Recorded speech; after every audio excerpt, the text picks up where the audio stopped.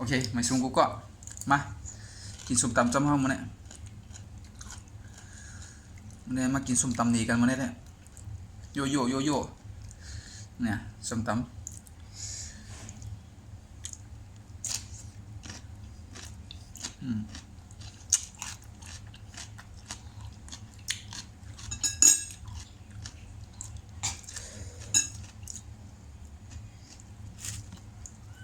กับผักกาดบุ้ง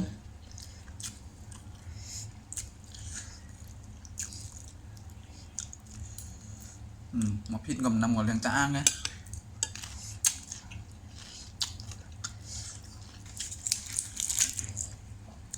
อันนี้หมักกอกเขาใส่หมักกอกเลยนะ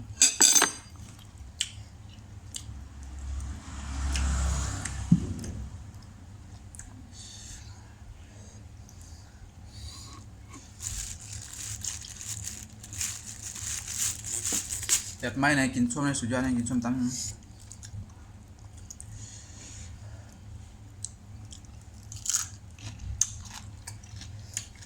เผ็ดกะโอ้สุดยอดถั่วฝักยาว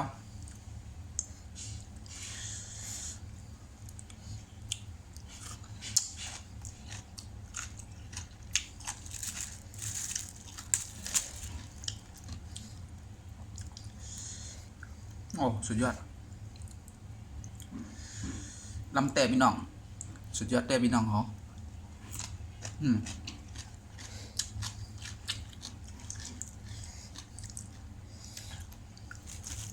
เป็นข้างๆผมจางกินน้อง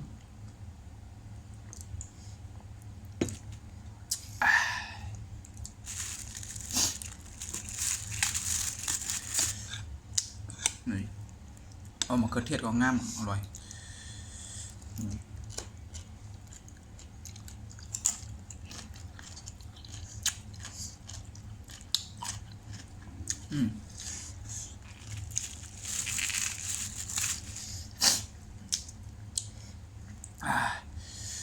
ตึงเผ็ดตึงหังงาสุดยอดดีนะเนี่ย